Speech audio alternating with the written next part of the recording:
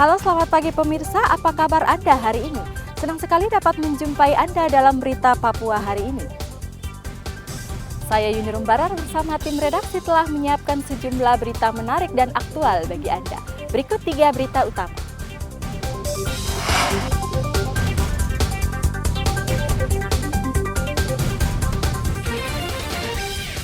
Mudik Natal telah tiba, ratusan penumpang kapal perintis berjubel naik ke kapal.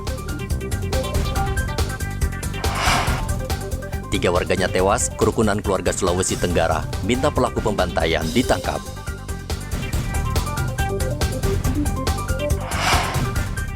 Pemkab Merauke gencar menggelar pasar murah, mencegah naiknya inflasi.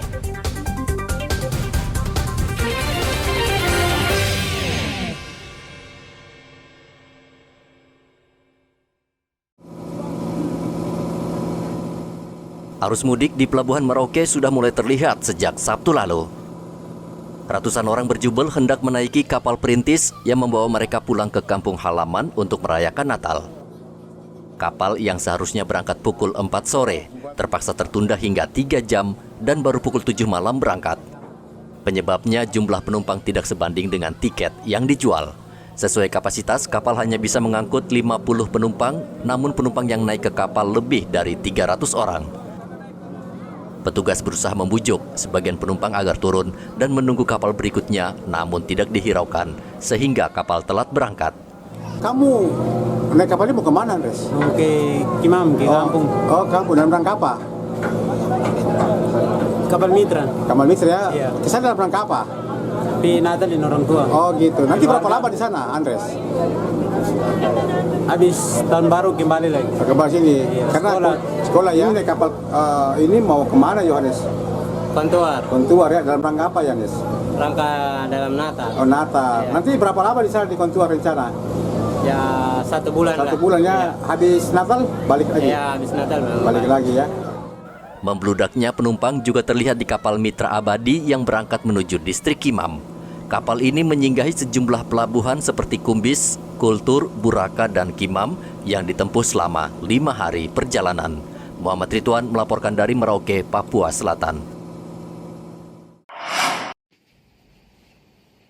Kerukunan keluarga Sulawesi Tenggara di Papua Sabtu lalu mendatangi Polda Papua untuk memberikan dukungan terhadap Polri dan TNI untuk menangkap pelaku pembunuhan terhadap 3 warga Sulawesi Tenggara. Kedatangan mereka diterima Kepala Bidang Humas Polda Papua Kombes Ahmad Kamal. Ketua Keluarga Sulawesi Tenggara Laode Mohitu meminta aparat menangkap dan mengadili para pelaku sesuai hukum yang berlaku. Laode juga berharap Polri dan TNI bisa lebih awal mendeteksi pergerakan KKB agar kasus ini tidak terulang lagi dan menambah personel di daerah rawan konflik sehingga masyarakat bisa beraktivitas dengan tenang dan aman. Kami di sini adalah kami selalu mendukung agar aparat ini betul-betul jangan diam, tetapi agresif, mengejar mereka, menangkap mereka, lalu diadili sesuai dengan aturan hukum yang ada di Republik ini. Yang berikut, kami juga KST tentunya akan menyatakan sikap bahwa yang pertama itu kerukunan keluarga Sulawesi Tenggara, Papua tadi sampaikan tadi untuk berduka cita atas meninggalnya warga kami. Yang berikut kami meminta kepada aparat keamanan agar bisa menjamin keamanan setiap warga negara yang ada di atas tanah Papua serta segera mencari dan mengadili pelaku yang telah membunuh warga kami di Papua. Polda Papua menerima saran dan masukan dari kerukunan keluarga Sulawesi Tenggara. Kamal berjanji akan melaporkan hasil pertemuan ini ke pimpinan tertinggi dan memperkuat koordinasi dengan TNI serta Pemda setempat, khususnya di daerah rawan konflik. Pimpinan mengucapkan banyak terima kasih atas kehadiran Ketua KST dan rombongan, saran masukan yang disampaikan tadi sangat banyak dan kami himpun untuk kami laporkan kepada pimpinan. Salah satunya adalah agar selalu koordinasi dengan TNI, Polri, TNI dan Pemda setempat dalam menyelesaikan permasalahan di wilayah masing-masing sehingga daerah-daerah khusus daerah pegunungan segera kondusif. Polda Papua menyampaikan bela sungkawa atas wafatnya 3 warga Sulawesi Tenggara akibat kekerasan yang dilakukan KKB di Pegunungan Bintang. Sebelumnya, 3 warga sipil asal Muna, Sulawesi Tenggara dibunuh KKB pada 4 Desember lalu.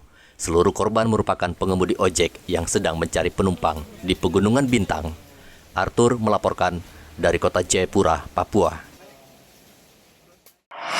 Yang diunggah oleh mereka. Sementara itu, Kabid Humas Polda Papua membantah 3 korban KKB merupakan anggota intelijen. Kamal menyebutkan para korban merupakan warga sipil yang kerap menjadi target serangan KKB. Menurut Kamal, KKB kerap melakukan propaganda dengan menyebarkan berita bohong untuk membenarkan tindakannya menyerang warga sipil. Sebelumnya beredar di media sosial, juru bicara KKB, Sebi Sambon, mengunggah video yang berisi tindak kekerasan kelompoknya terhadap warga sipil, termasuk penembakan terhadap 3 pengemudi ojek asal Muna, Sulawesi Tenggara pada 4 Desember lalu. Yang bersangkutan menyatakan atau kelompoknya menyatakan bahwa masyarakat sipil itu adalah bagian dari intelijen TNI Polri.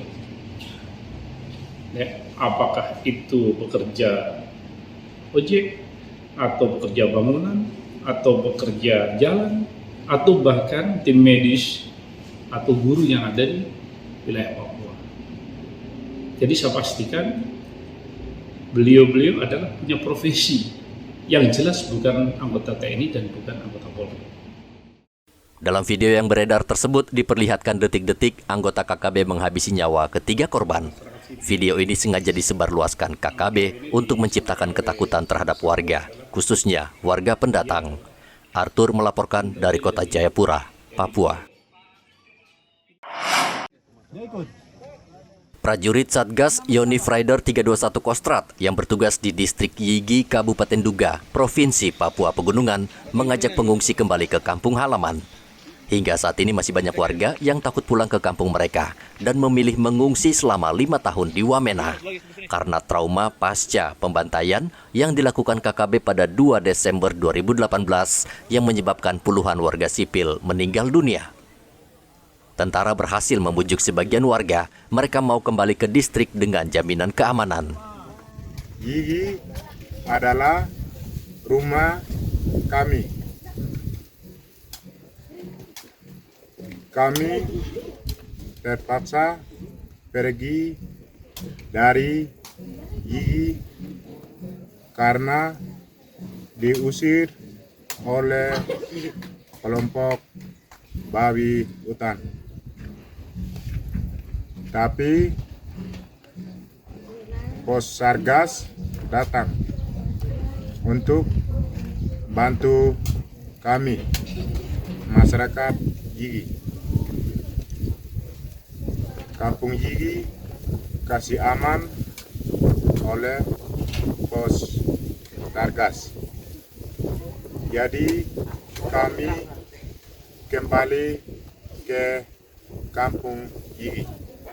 38 pengungsi yang bersedia kembali akan bergabung dengan puluhan orang yang telah kembali lebih dahulu. Mereka akan kembali membangun tempat tinggal dan mencoba melupakan peristiwa memilukan tersebut. Satgas Yonif Rider 321 Galuh Taruna, Brigade 13 Divisi Infanteri 1 Kostrat, berupaya untuk mengajak masyarakat pengungsi Yigi kembali ke tempat tinggal asalnya, sekaligus memberikan kepercayaan terhadap TNI dalam menjamin keamanan dan rasa aman. Kami akan berupaya membantu, membangun, memperbaiki infrastruktur, honai-honai masyarakat yang sudah lama ditinggalkan, serta membantu berputarnya kembali roda perekonomian di distrik Yigi, Papua Pegunungan.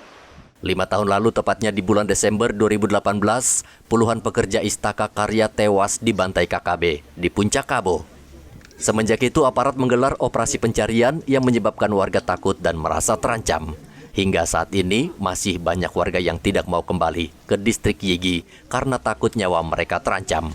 TNI akan terus berupaya membujuk mereka agar mau kembali.